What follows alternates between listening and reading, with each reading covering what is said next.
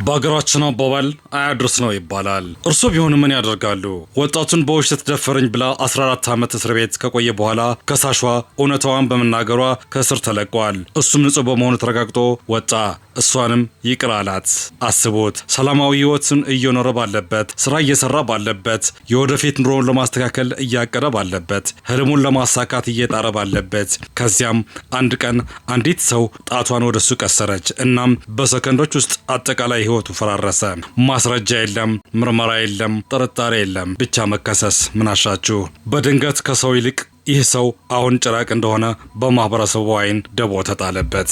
እናም ሴቷ ደፈረኝ ብላ ከሰሰችው። በድንገት በእስር ቤት ላይ ራሱን አገኘው። ከ20 ዓመት በላይ ተፈረደበት። ቤተሰብ ፈረሰ፣ ስሙ ተቀበረ፣ ወጣትነቱ ተሰረቀ። 14 ዓመታት አስቡት። 14 ዓመት የልደት ቀን፣ 14 ዓመት የገመናዎች፣ 14 ዓመት ዓለምን ሳያይ ተቀምጦ ባከኑ። ንጹሕ መሆኑን እያወቀ ቀዝቃዛ ክፍል ውስጥ ተቀመጠ። በዚህ ጊዜ ግን ከሳሿ ህይወቷ ቀጠለች። የወደፊት ኑሯን ገነባች። በነጻነት ተንቀሳቀሰች። ልጇንም ወለደች። ማንንም አልጠየቃትም። ከዓመታት በኋላ በቀጥታ ቴሌቪዥን ላይ በእንባ ታጅባ የቀረበ ታሪክ ነው። እውነተኛ ታሪክ። እውነቱን አወጣችው። ይህ ሁሉ መዘዝ እንደሚመጣ አላውቅም ነበር አለች። ከ14 ዓመታት በኋላ ነገሩ ሁሉ ተረዳች። የሆነው ነገር ሁሉ ጸጸታት። ለምን መሰላችሁ? ምክንያቱም ወንድ ልጅ ወለደች። ወንድ ልጇን ወዲያውኑ በእጇ እንደታቀፈች በህሊናዋ ያለውን እውነታዋን መንፈሷ አንድ ቀን ተመሳሳይ ጣፈንታ ለልጇ ሊደርሰው እንደሚችል ተገነዘበች። መታት። ህሊናዋም ቆሰለ። በዚህ ጊዜ ንቃተ ህሊናዋ ውስጥ ገባች። ነቃች፣ ባነነች።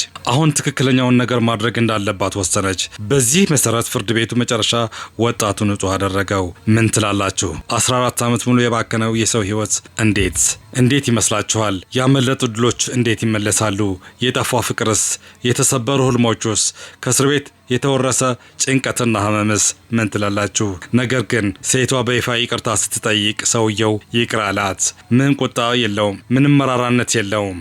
ምን አይነት ሰው ነው? ከፍተኛ ደረጃ ያለው የመንፈስ ጥንካሬ በወጣቱ ላይ ተአምር ነው። ምንም በቀል የለም። ነገሩን በጸጋ ተቀበለ።